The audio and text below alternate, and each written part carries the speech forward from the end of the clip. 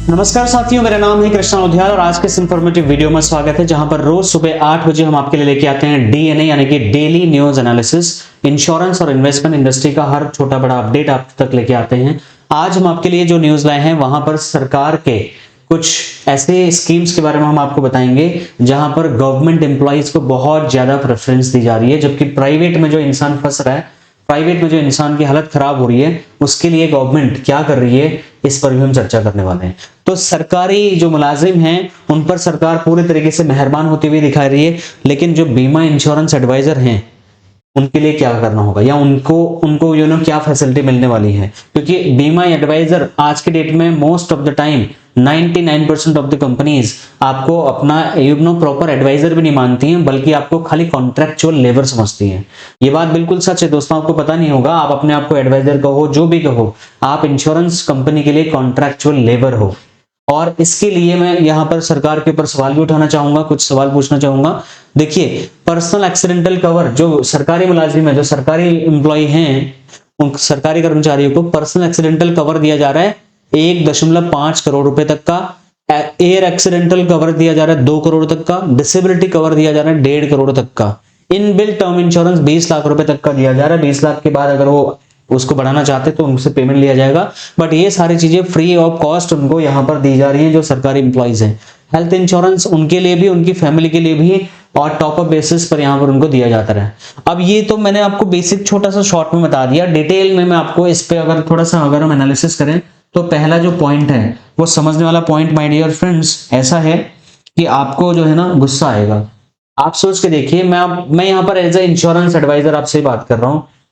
अगर एक government employ है, आपकी इंश्योरेंस कंपनी ने, अगर गवर्नमेंट इंश्योरेंस कंपनी से अगर आप बिलोंग करते हैं, तो वहां पर उनको फैसिलिटीज पे फैसिलिटीज हर चीज उनको दी जा रही है, उसके बावजूद भी वो फेल हैं एडवाइजर से कोऑर्डिनेट करने में, वो फेल हैं क्लाइंट से कोऑर्डिनेट करने में, वो फेल हैं क्लाइंट को अच्छे से सर्विस देने में। कुल मिलाकर के इंश्योरेंस एडवाइजर के ऊपर जो है बहुत बड़ी जिम्मेदारी होती है। लेकिन इंश्योरेंस एडवाइजर के लिए कोई भी इंश्योरेंस कंपनी आज के डेट में खास करके कुछ ज्यादा अच्छे नियम कुछ भी लेके नहीं आ पा रहे, उल्टा डराने की कोशिश हो रही है कि कमीशन ले लेंगे, क्लॉबैक लगा देंगे, इस तरीके की चीजें हो रही हैं। तो सबसे पहले पॉइंट आपको समझना पड़ेगा माय डियर फ्रेंड्स, अगर आप आगे बढ़ना चाहते हैं गवर्नमेंट एम्प्लॉइज के लिए या गवर्नमेंट सर्वेंट्स के लिए, गवर्नमेंट बहुत कुछ कर रही है।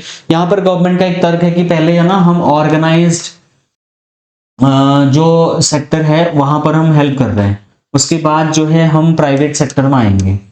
अच्छा, ये कहने के लिए बहुत अच्छा लगता है कि पहले ऑर्गेनाइज में जाओगे उसके बाद अनऑर्गेनाइज सेक्टर में जाओगे, लेकिन अनऑर्गेनाइज सेक्टर में भी इंडियन जीडीपी में हम बहुत बड़ा योगदान देते हैं एज इंश्योरेंस एडवाइजर। तो यहाँ पर इंश्योरेंस एडवाइजर के जो 20 एक्सपेक्टेशंस हैं उन पे मैं ऑलरेडी वीडियो बना चुका हूं।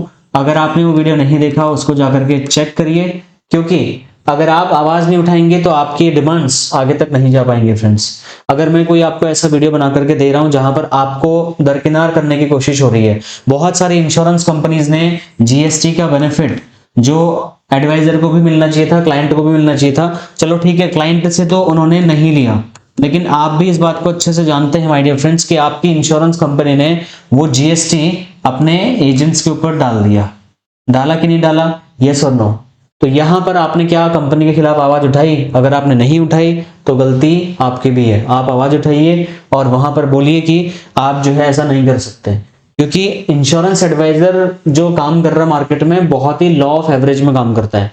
हमारी भी एक कॉस्ट आती है, उसके ऊपर जीएसटी हमारे कमीशन से अलग से काट लिया जाए, टीडीएस और काट लिया जाए, फिर 1 साल का हम वेट करें उस टीडीएस को वापस लेने के लिए, कमीशन पर कटौती की जाए, रिवॉर्ड्स एंड रिकॉग्निशन इस टाइप के दिए जाए कि हमें करप्शन में काम करना पड़े। तो इस तरीके की जो चीजें होती हैं, जो इंश्योरेंस एडवाइजर को दरकिनार करने वाली चीजें होती हैं, आपको आवाज उठानी पड़ेगी।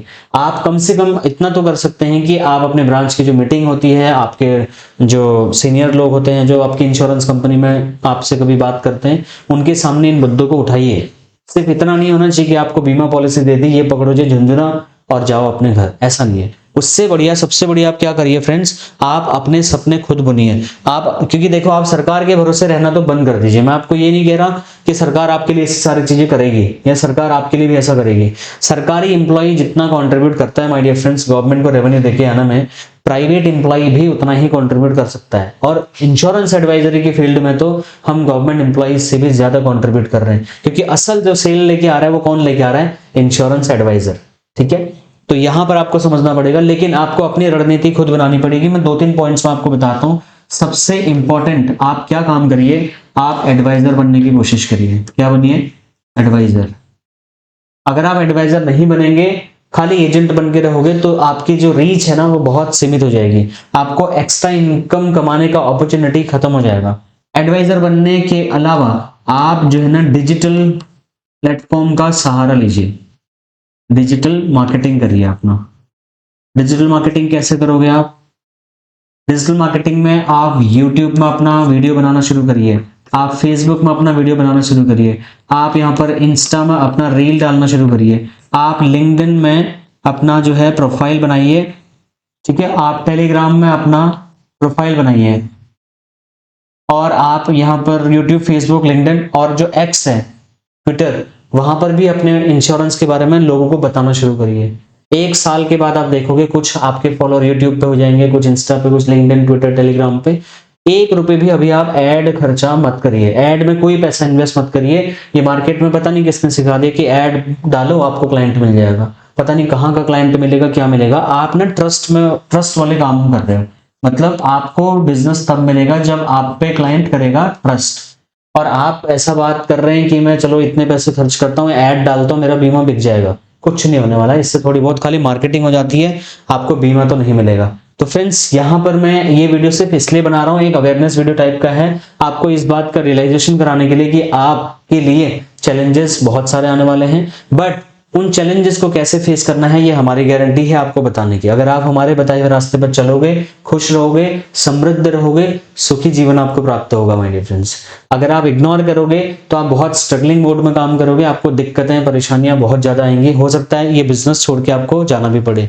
तो बाकी ये वीडियो आपको कैसा लगा, सरकार की इस नीति पर मैं एक बार ये भी सवाल उठा सकता हूं, मैं इसमें ये भी कह सकता हूं कि गवर्नमेंट एम्प्लॉइज को इतना खुश इसलिए करने की कोशिश गवर्नमेंट कर रही है, अभी तो 2 साल और बढ़ा दिया, जबकि हमारा कंट्री यंग इंडिया है, हमारे यहाँ नए बच्चों की कमी नहीं है, लेकिन इन बुढ़े लोगों को 60 साल के बाद 62 साल तक 2 साल और एक्सटेंड किया जाना है।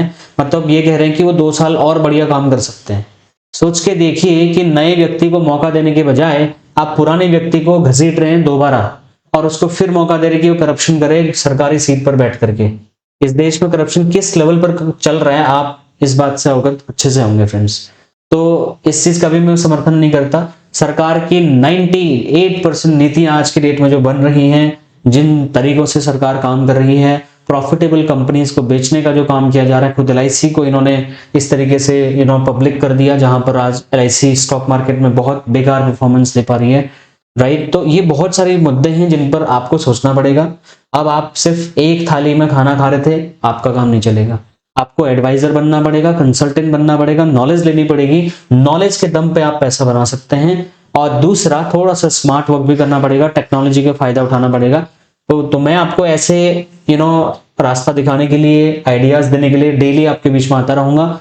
आप सब्सक्राइब करके बेल आइकन प्रेस करिए। अगर मेरी कोशिश आपको अच्छी लगती है तो आप इस वीडियो को ज्यादा से ज्यादा लोगों तक शेयर करिए। मेरा ऐप डाउनलोड कर लीजिए, रोज सुबह 5 बजे मैं आपको लाइव यहीं पर इसी चैनल पर आपको मिलूंगा। Thank you so very much, have a nice day.